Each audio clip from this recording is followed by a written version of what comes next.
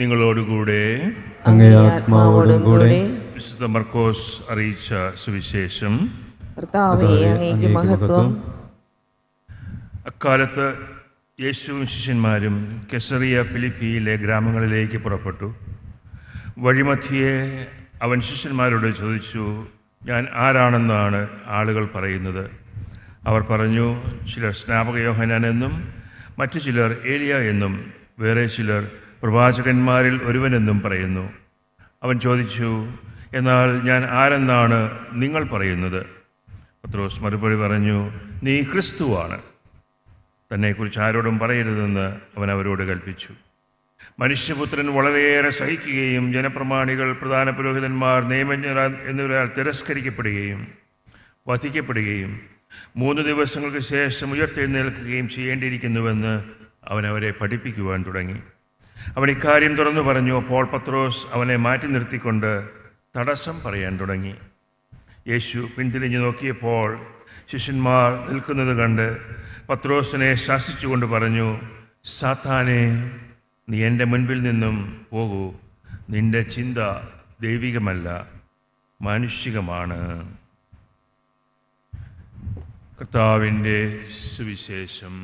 ക്രിസ്തുവേ, അങ്ങേക്ക് സ്തുതി.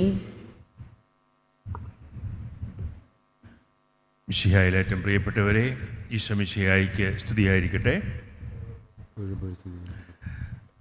നമ്മുടെ ജീവിതത്തിൽ, ആത്മീയ ജീവിതത്തിൽ, പ്രാർത്ഥനാ ജീവിതത്തിൽ, ക്രൈസ്തവ ജീവിതത്തിൽ, കുടുംബ ജീവിതത്തിൽ നമ്മൾ ഏറ്റവും അധികം നേരിടുന്ന തടസ്സം എന്താണ്? നമുക്ക് വളരണമെന്ന് ആഗ്രഹമുണ്ട്, പക്ഷേ വളരുവാൻ സാധിക്കാത്തതിൻ്റെ കാരണം എന്താണ്?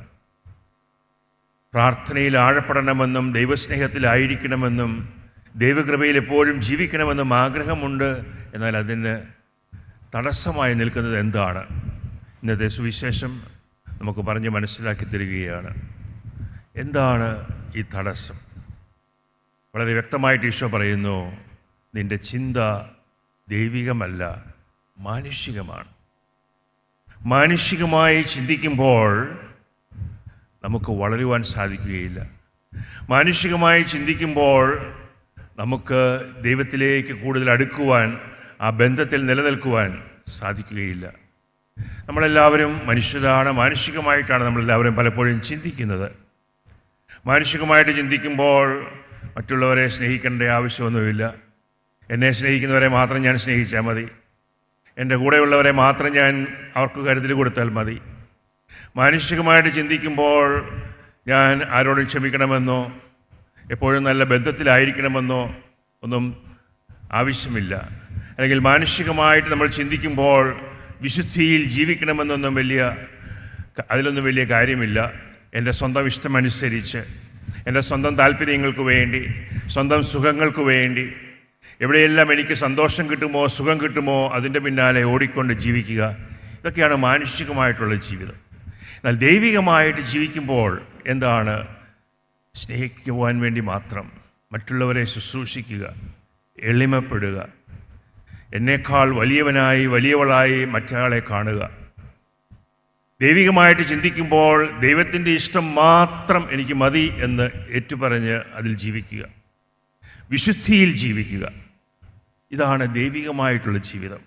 അപ്പോൾ നമ്മൾ ഓരോ ദിവസവും ഇതിൻ്റെ രണ്ടിൻ്റെയും നടുവിലാണ്. ദൈവികമായി ജീവിക്കണമെന്ന് ആഗ്രഹമുണ്ട്. ആ ആഗ്രഹം നമ്മളെ ഒരു വശത്തേക്ക് വലിക്കുമ്പോൾ ലൗകികമായി, മാനുഷികമായി ജീവിക്കുവാനുള്ള നമ്മുടെ ആഗ്രഹം മറ്റു വശത്തേക്ക് നമ്മളെ വലിക്കുകയാണ്. വലത്തോട്ടും ഇടത്തോട്ടുമുള്ള വലിയുടെ നടുവിലാണ് നമ്മൾ നിൽക്കുന്നത്. അപ്പോൾ ഓരോ ദിവസവും നമ്മളൊരു തീരുമാനമെടുത്ത് ദൈവികമായിട്ട് ചിന്തിക്കുവാൻ പത്രോസ് യേശുവിനെ ശാസിക്കുന്നത് നമ്മൾ കേട്ടു. ഈശോ പറഞ്ഞു, ഞാൻ ജെറൂസലേമിലേക്ക് പോവുകയാണ്. എല്ലാവരാലും ഞാൻ പരിഹസിക്കപ്പെടുകയും തിരസ്കരിക്കപ്പെടുകയും വെറുക്കപ്പെടുകയും കുരിശിൽ മരിക്കപ്പെടുകയും വീണ്ടും ഉയർത്തെഴുന്നേൽക്കുകയും ചെയ്യും. ഇതെല്ലാം ഈശോ ദൈവികമായ ചിന്തകൾ, പിതാവിൻ്റെ ഇഷ്ടം എന്താണെന്ന് ഈശോ അവർക്ക് വെളിപ്പെടുത്തി കൊടുക്കുകയായിരുന്നു. എൻ്റെ പിതാവിൻ്റെ ഇഷ്ടം ഞാൻ ജെറൂസലേമിലേക്ക് പോവുകയെന്നുള്ളതാണ്. ഈ സഹനങ്ങൾ ഏറ്റെടുക്കുക, മനുഷ്യരക്ഷയ്ക്ക് വേണ്ടി മരിക്കുക, ഉത്ഥാനം ചെയ്യുക. ഈ ദൈവികമായിട്ടുള്ള ദൈവത്തിൻ്റെ പദ്ധതിയും ഇഷ്ടവുമെല്ലാം വെളിപ്പെടുത്തിയപ്പോൾ പത്രോസ് തടസ്സം പറഞ്ഞു. അപ്പോഴാണ് ഈശോ പത്രോസിനെ വിളിച്ചത് സാത്താനെ.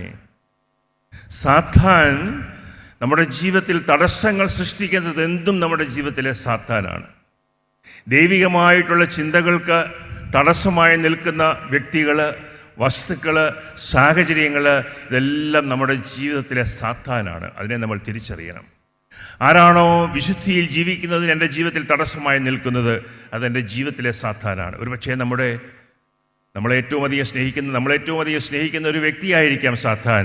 ആ വ്യക്തി നമ്മളെ വിശുദ്ധിയിൽ ജീവിക്കുന്നതിന് നമ്മുടെ ജീവിതത്തിൽ തടസ്സമായി നിൽക്കുന്നുണ്ട് എങ്കിൽ, നമ്മളേറ്റവും അധികം ഇഷ്ടപ്പെടുന്ന ചില വിനോദങ്ങളോ വസ്തുക്കളോ സാഹചര്യങ്ങളോ ജീവിത സൗകര്യങ്ങളോ ഒക്കെ ആയിരിക്കാം നമ്മുടെ ജീവിതത്തിലെ സാത്താൻ. അത് നമ്മളെ വിശുദ്ധിയിൽ ജീവിക്കുന്നതിന് തടസ്സമായി നിൽക്കുന്നുണ്ട് എങ്കിൽ, പ്രിയപ്പെട്ടവരെ, ഇന്ന ദിവസം നമുക്കൊരു ആത്മപരിശോധന ചെയ്യാം. ദൈവിക ചിന്തകളും മാനുഷിക ചിന്തകളും നമ്മളെ അങ്ങോട്ടും ഇങ്ങോട്ടും വലിക്കുമ്പോൾ നമ്മൾ എടുക്കുന്ന തീരുമാനം എന്താണ്? ആ തീരുമാനം വിശുദ്ധിയിൽ ജീവിക്കുക എന്നുള്ളതാണ് ദൈവത്തിൻ്റെ ഇഷ്ടം. വിശുദ്ധ ഫ്രാൻസിസ് സാലസ് പറയുന്നത്, വിശുദ്ധി എന്ന് പറയുന്നത് ഒരു കുറവുമില്ലാതെ ജീവിക്കുക എന്നുള്ളതല്ല. നമുക്ക് മാനുഷികമായ കുറവുകളുണ്ട്, പരിമിതികളുണ്ട്, മാനുഷികമായ വീഴ്ചകളുണ്ട്. അതെല്ലാം ദൈവം മനസ്സിലാക്കുന്നു, ദൈവം അറിയുന്നു. എന്നാൽ വിശുദ്ധിയിൽ ജീവിക്കുക എന്ന് പറഞ്ഞാൽ ഫ്രാൻസിസ് സാലസ് പറയുന്നത്, ഈശോ മാത്രം എനിക്ക് മതി, ദൈവത്തിൻ്റെ ഇഷ്ടം മാത്രം എനിക്ക് മതി, you alone are sufficient for me. ആ ഒരു ബോധ്യം, ആ ഒരു ആഗ്രഹം നമ്മുടെ മനസ്സിലുണ്ടാവുക. മറ്റൊന്നും എനിക്ക് വേണ്ട. ഈശോയുടെ താല്പര്യം അതായിരുന്നു. പിതാവിൻ്റെ ഇഷ്ടം മാത്രം എനിക്ക് മതി. വിശുദ്ധിയിൽ ജീവിക്കുക എന്ന് പറഞ്ഞാൽ നമ്മുടെ ജീവിതത്തിൽ ഒരേ ഒരു പർപ്പസ്, ഒരേ ഒരു ലക്ഷ്യം, അത് പിതാവിൻ്റെ ഇഷ്ടം, ദൈവത്തിൻ്റെ ഇഷ്ടം എന്താണോ അത് മാത്രം എനിക്ക് മതി. ആ ജീവിതശൈലിയാണ് വിശുദ്ധിയിലുള്ള ജീവിതം. നമുക്കതിനു വേണ്ടി പ്രാർത്ഥിക്കാം. ഈ ദിവ്യബലിയിൽ നമുക്ക് ഈശോയുടെ സ്നേഹം, കാരുണ്യം അനുഭവിക്കുമ്പോൾ നമുക്ക് പ്രാർത്ഥിക്കാം, കർത്താവേ, എൻ്റെ ജീവിതത്തിൽ എനിക്ക് ഒരേ ഒരാഗ്രഹം, അങ്ങയെ മാത്രം എനിക്ക് മതി, അങ്ങയെ പ്രീതിപ്പെടുത്തുക മാത്രമാണ് എൻ്റെ ലക്ഷ്യം. വിശുദ്ധിയിൽ വളരുവാൻ ഞങ്ങളെ ഓരോരുത്തരെയും സഹായിക്കണമേ എന്ന് പ്രാർത്ഥിക്കാം. പിതാവിൻ്റെയും പുത്രൻ്റെയും പരിശുദ്ധാത്മാവിൻ്റെയും നാമത്തിൽ ആമേൻ.